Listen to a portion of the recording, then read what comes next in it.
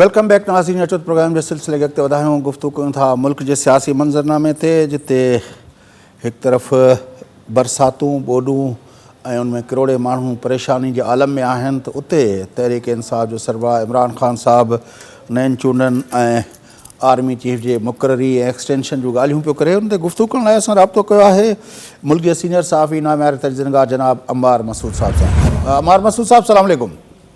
वालेकुम अस्सलाम, क्या हाल चाल है सर? दुआ आपकी। सर, किस तरह देखते हैं कि एक तरफ तो इस वक्त जो कैटास्ट्रॉफी है, यूएन के सेक्रेटरी जनरल भी आए और जो नीड ऑफ द टाइम है, वक्त की जो ज़रूरत है वो यही है कि इस वक्त हम सब जो हमारे सियासतदान, हमारी हुकूमतें, हमारे वो एक काम में जुट जानी चाहिए। लेकिन हमने देख रहे हैं कि उस हवाले से नहीं है। पाकिस्तान की सियासत में इस वक्त इमरान ख़ान साहब जिस नैरेटिव को लेकर चले थे उसको तब्दील करते करते करते करते अब वो यहाँ पे आए हैं कि उसका ना अमेरिका से झगड़ा है, ना उसका बाजवा से झगड़ा है, बाजवा को भी एक्सटेंशन दे दो, लेकिन बस उसका एक ही फरमाइश बची है कि आने वाला चीफ ऑफ आर्मी स्टाफ मुझे लगाने दो।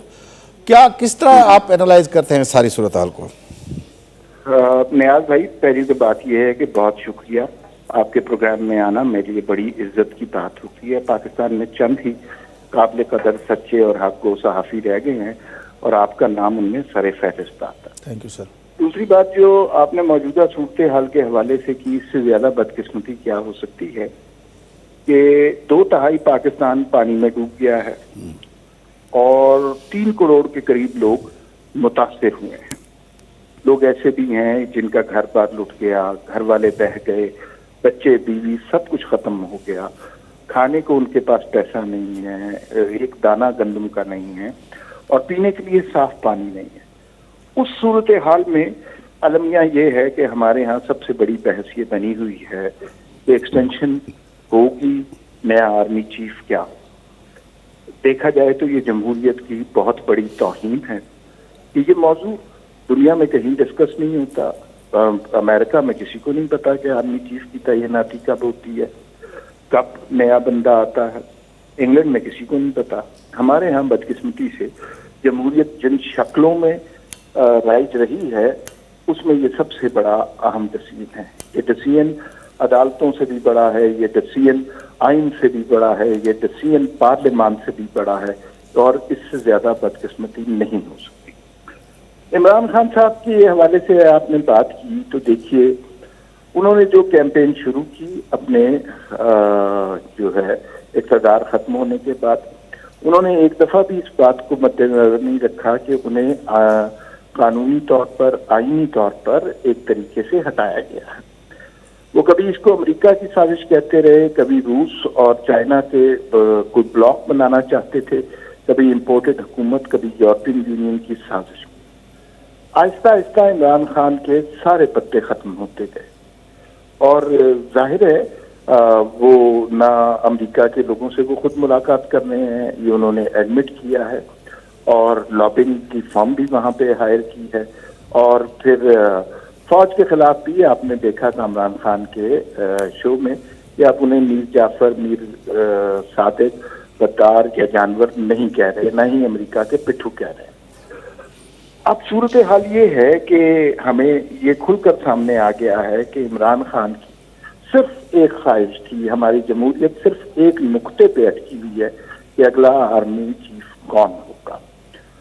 इमरान खान की मैं अंदर की खबर आपके साथ शेयर कर सकता हूँ। ये खबर आज सामने आई है, ये वाक़या आज से 20-25 दिन का पुराना है। एक बहुत बड़े साहब, जिनको बहुत बिटवीन द लाइन आपको बताऊंगा कि बहुत बड़े साहब जिनका इस्लामाबाद में बड़ा आईनी ओहदा है, वो गए रावलपिंडी और वहाँ उन्होंने मुल्तमस हुए दरख्वास्त की कि आप किसी तरह मामला तय करें और अगर मामला तय नहीं भी करना चाहते तो एक मीटिंग कर लें। तो उन्हीं साहब के घर, जो ये पाकिस्तान में आइन का बहुत बड़ा नाम लेवा इदारा है, उन्हीं साहब के घर मुलाकात हुई और वो पिंडी वाले साहब की और बनी गाला वाले साहब की और ये मीटिंग 3.5 मिनट जारी रही और इस मीटिंग के बाद دونوں پارٹیاں سخت بدمزہ ہو کر گئے. کہا یہ جاتا ہے کہ عمران خان صاحب نے اس وقت ایکسٹینشن کی پیشکش کی، ایک طرح سے رشوت دینے کی کوشش کی. پھر ذرائع یہ بھی بتاتے ہیں کہ اسد عمر صاحب کو بھی بھیجا گیا اور ان کو بھی جھڑکیاں پڑی ہیں. یہ اس ادارے کے ساتھ آپ یہ نہیں کر سکتے کہ آج گالی دیں اور کل کو انہیں گلے لگا لیں. اس ادارے کی یادداشت کہ خوش قسمتی کہیں یا بدقسمتی، یادداشت بہت اسٹرانگ ہوتی ہے، تو وہ باتیں یاد رکھتے ہیں. اور عمران خان صاحب کو ایکسٹینشن دینی پڑے، امریکہ کے پاؤں پڑنے پڑے، ملک کو تباہ کرنا پڑے، ملک کی سلامتی پر سوال کرنا پڑے، IMF کا پیکج روکنا پڑے، شوکت ترین کے ذریعے کچھ بھی کرنے کو تیار ہیں. صرف ایک ڈیسیژن انہیں چاہیے کہ آرمی چیف کا فیصلہ وہ کرے. اس سلسلے میں اہم بات یہ ہے، اور یہ بات بہت کم لوگوں کو سمجھ ہے، اکثر یہ سوال ہوتا ہے کہ عمران خان کی حکومت کے 1.5 سال رہ گیا تھا، تو اگر انہیں 1.5 سال حکومت کرنے دی جاتی تو کوئی فرق نہیں پڑتا، انہوں نے اپنی موت آپ مر جانا تھا. اب ہمیں سمجھ آتا ہے کہ یہ بہت اچھا فیصلہ تھا PDM کا. اگر عمران خان صاحب کو مزید حکومت کرنے دی جاتی تو جو ملک کا حال ہونا تھا وہ تو ہونا تھا.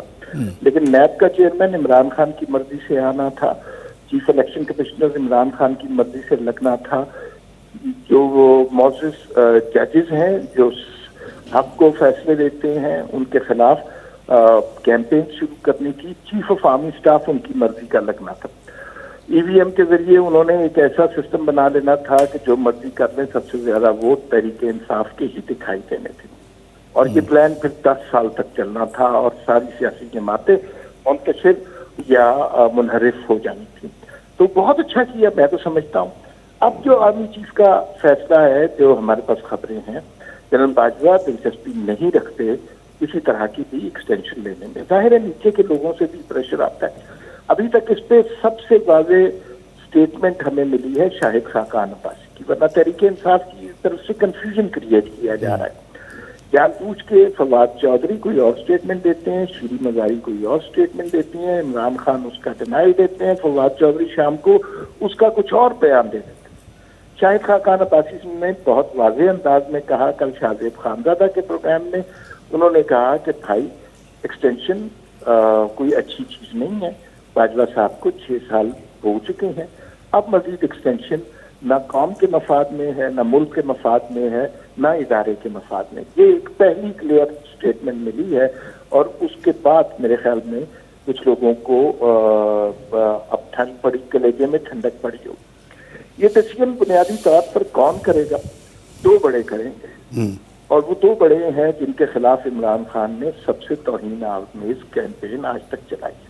اب وہ فوج کو کچھ نہیں کہتے، اب وہ امریکہ کو کچھ نہیں کہتے، لیکن چونکہ ہمارے ہاں سہولت ہے سیاست دانوں پر کیچڑ اچھالنے کی، لہذا وہ آصف زرداری اور نواز شریف پہ دل کھول کے کیچڑ اچھالتے ہیں. نہ پیمرا کو ہوش آتا ہے، نہ کسی اور ادارے کو خبر ہوتی ہے، نہ چینل بند ہوتے ہیں، نہ بیپ کی آواز لگائی جاتی ہے، نہ ڈیلے سسٹم کام کرتا ہے، اس لیے کہ وہ سیاست دانوں کو گندا کر رہے ہیں. لیکن الٹیمیٹلی یہ ڈیسیژن انہی 2 افراد نے کرنا ہے. اور شہباز شریف ابھی ملک سے باہر جا رہے ہیں، سنا ہے کہ انہوں نے امریکہ جانا ہے. امریکہ سے واپسی پر وہ لندن رکیں گے اور وہاں اس نام، حتمی نام کا فیصلہ ہوگا. جو 4-5 نام ہیں وہ سب کو اب زبانی یاد ہو گئے ہیں، جو کہ بڑا المیہ ہے. پہلے ہم چیف کے حوالے سے بات کیا کرتے تھے، اب ہمارے ہاں کور کمانڈر بھی بہت مشہور ہو گئے ہیں. کس کی پوسٹنگ کہاں ہوئی، کس کو کہاں رکھا گیا، یہ سبجیکٹ عوام کی کنزمپشن کے نہیں ہونے چاہیے اور اس کا ملک کی تاریخ میں کوئی اہمیت نہیں ہونی چاہیے. لیکن یہ بدقسمتی ہے کہ ہم اسی حوالے سے ڈسکس کرتے رہتے ہیں، موشگافیاں، اندازے اور تجزیے کرتے رہتے ہیں. تو بظاہر یہی لگتا ہے کہ عمران خان صاحب اپنی لاسٹ ڈچ ایفرٹ کر رہے ہیں.